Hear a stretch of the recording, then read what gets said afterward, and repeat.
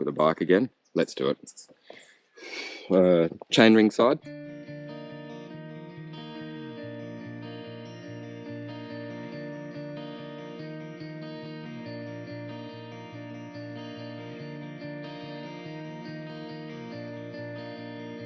You like that?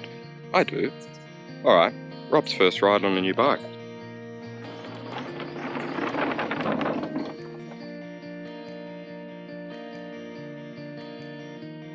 I confess it took quite a while to get ready today, but that's because, you know, I drove into the country, I went down to a waterfall, I took some pretty pictures, and switched out the bidding cages. Now I'm moments away from actually pedalling for the first time. So, down in Kangaroo Valley, I'm going to go up the mountain, and then I'm going to come down the mountain, and then I'll, along the way, I'll share with you my thoughts on a bike that I'm familiar with, but the one that's been updated. So, I'm very excited.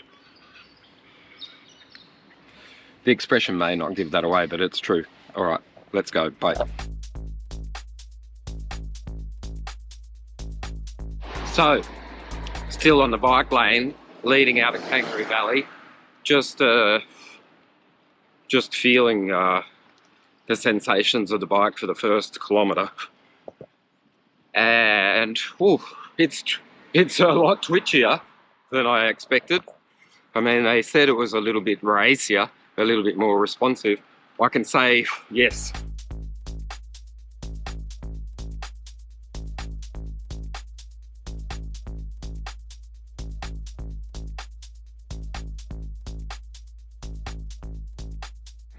I've ridden plenty of different bikes, and I know that the sensations from one to the other vary a little. Certainly in the modern world, there's not a great discrepancy between one road bike and another, but it is really interesting to go straight from one to another.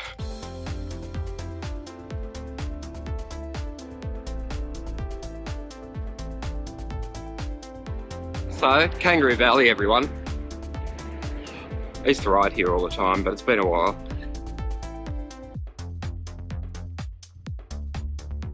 Couple of things. Riding with tubes, only because that's how the bike came.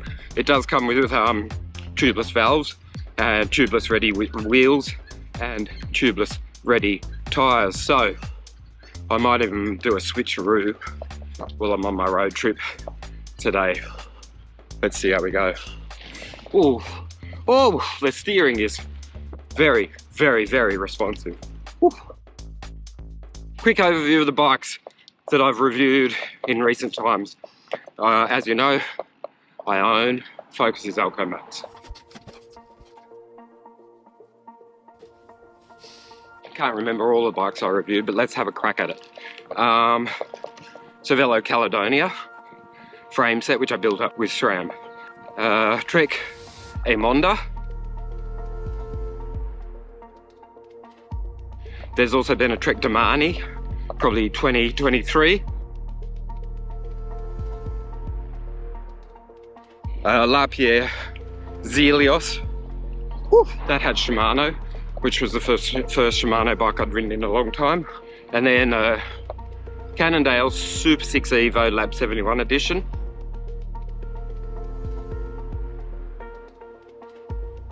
And the Polygon Helios A9X. There might be one or two that I've forgotten. So nice to be out of the city. I thought I don't want to spoil my first ride on this and go and get the shits with traffic lights, so done.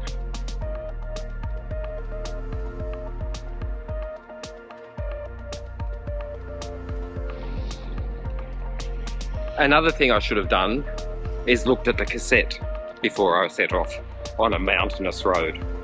I'll tell you in a minute. So here's the deal, right? I came up Barangarry Mountain, and I didn't get my little warm-up. At the 4 kilometre mark, I shifted into the 28, and I stayed there for the next 6.5 kilometres as I went up, up, and up. It's a good little hard climb, and I can say this before I go too much further, before there's traffic. Unclipping. So, on the first few pedal strokes, I thought, uh-oh. Because it's a higher frame, like a large, not a medium, my knee's going to brush that top tube. You know what knees are, you know what top tube is. And they did for about 3 pedal strokes. And then I settled into the right spot on the saddle, and I never touched it again. And it helps that there's this taper. In other words, larger frame so far, it's actually working out really well. But I only know what it's like going on like a 10% gradient, because that's the only road that I've ridden so far, except for that gravel patch I just showed you.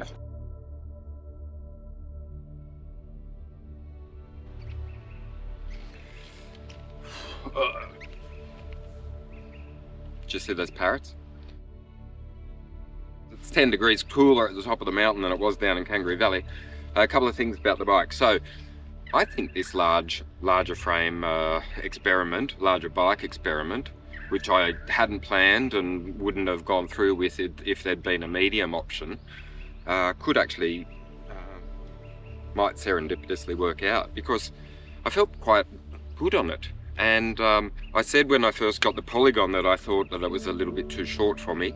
And then I also said that I adjusted to it and adapted and quite liked it, and everything was tickety-boo.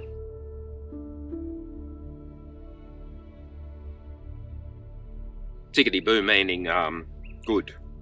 Anyway, so there it is. You're going to see it. I reckon you're going to see a hell of a lot more of this bike as time goes on, because I'm going to ride it as much as I can. I only got it this week, and I did that adjustment, you know, blah blah blah. I'll show you how that all works, and I'll show you the underneath of the stem and different things. Very, very easy to fit. Torque settings easy. No concerns about slippage on any of the appliances. There's a good bit of gripper here. There is the seat post was dry, so there was no carbon paste on there, and that is rock solid. Same with the handlebars. 2 bolts, easy, no problems. Everything just came together really, really easily.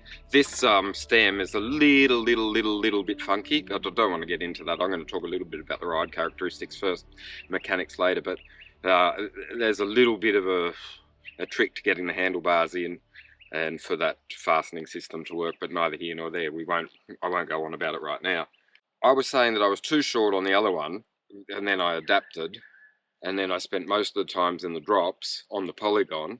Well, not most of the time, but a lot more time than I had traditionally done. Then that was interesting, because this one's 2 centimeters longer,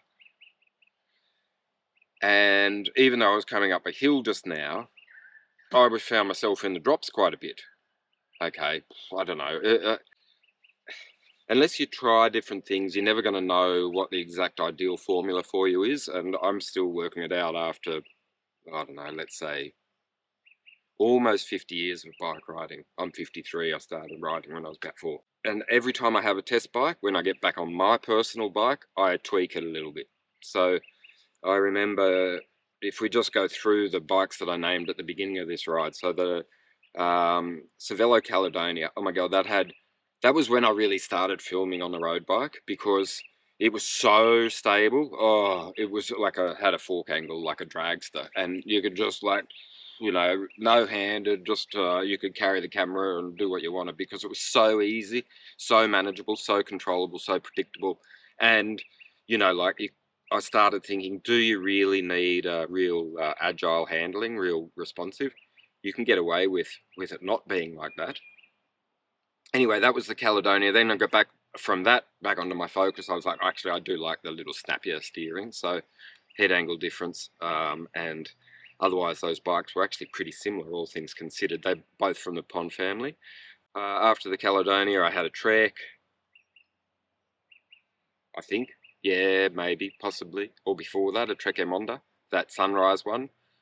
It was too long ago. I can't really remember what the characteristics of that. I can remember that the Trek Damani had a very high front end, and I said I didn't mind that, even though I did feel a little bit compromised, but I felt comfortable, and I could ride all day on it, and that was what that bike was for. So that was all great. Then the Lapierre came along, and I think that was a little bit shorter because we got to cut the fork and keep it nice and neat and show and not sort of look like a review bike with strange stackers like this one. And I really liked being lower, so that was the idea. I was going to then cut the fork on my bike and never got around to it. Then what came along after that? Oh, the Cannondale Super 6 Evo. They supplied it with about that many stackers underneath the stem, so I flipped it around before going for a ride and I stuffed it up, and then I had to just get some mechanical help. God, everywhere I go there's an aeroplane. I'm in the country and there's a biplane up above me. It's like I'm doomed. If I sit next to the airport, you'd expect it, but if you sit in the Southern Highlands at your mate's place, you wouldn't think you'd get a bloody... Shut up! Anyway, eventually I found the right position on that, but then I got back on my bike and I thought, God, that Cannondale had a high bottom bracket. What's that all about? And I got that one with 28mm tyres, I put 32s on it, I put 30s on it, and then it just sort of felt like you were just sitting too high. But then I rode that for a very long time, and I just got used to it. And then when I got back on my bike, my original revised version of the Focus Izalco Max 2019 iteration, then, there goes those parrots again, then I thought, oh, actually the geometry on this suits me a lot more than that Cannondale. So, and then this one, I spent the whole day of setting it up worrying about the reach because it's a lot longer. But what I should have done is worried about the cassette, and also I should have flipped the tyres, because these are, I put 70 psi in them because they're tubed now, but they're not going to be for the second ride because the feedback is just, and it's just unnecessary. I mean, I'm just going to, I can knock 10 psi out if I go tubeless at least, and no thanks, and then I'm going to put some 32mm on it because they can fit, and that's going to be great. So, okay, my mind's racing. I can't tell if it goes faster because I was basically going very, very, very slowly uphill, but I'm about to go quite quickly downhill if traffic allows, and if confidence is there on this brand new bike that I've only ridden about 17 kilometres. Yeah, it's very early days, but I've talk more about this bike than I have about a couple of other review bikes in the months that I've had them. So stay tuned. There's more to come, I promise. And really, if you've got any questions, just bang them in early, and I'll see if I can talk about it while I'm riding this bike in the next little while. Don't know how long I've got it, but we'll see what happens. Okay, that's enough. All right, signing off. See you later. Bye.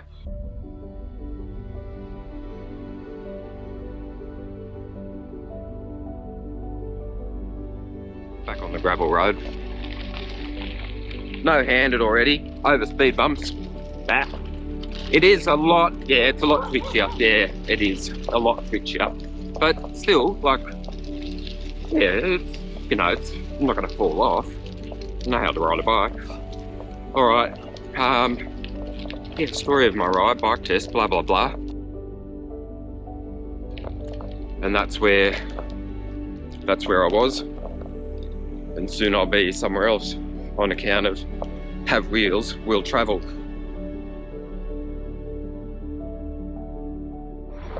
As the sign says, long, steep descent.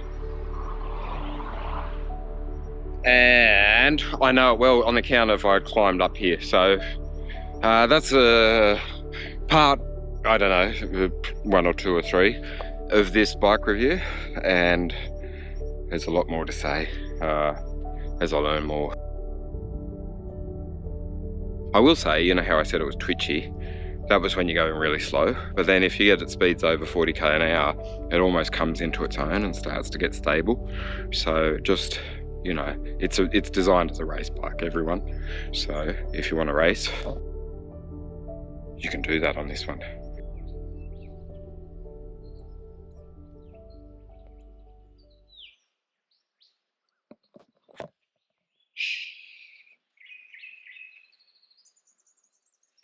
It's so quiet. It's crazy. This is my kind of country. I love it here. It's quite pretty, isn't it? Okay, I'm almost at the turnaround. Well, my ears just popped from coming down that hill rather quickly. I got up to, I think, about 70k an hour.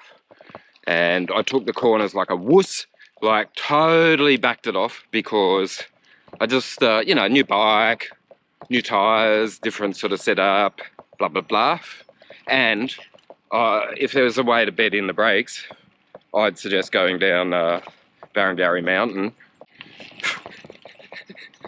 on a Saturday morning when there's a little bit of, you know, a little bit of traffic, but not too much.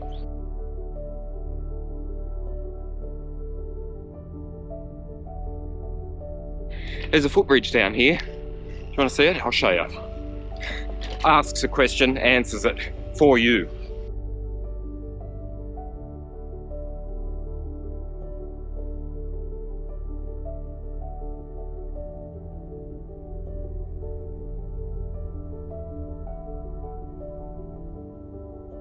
Look at that bass. Can you see that fish?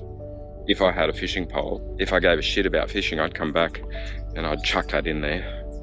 And then I know what would happen.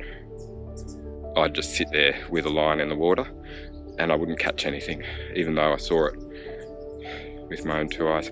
Okay, story of my ride, not some fishing anecdote. So, bike leaning against the bridge. Doo, doo, doo, doo.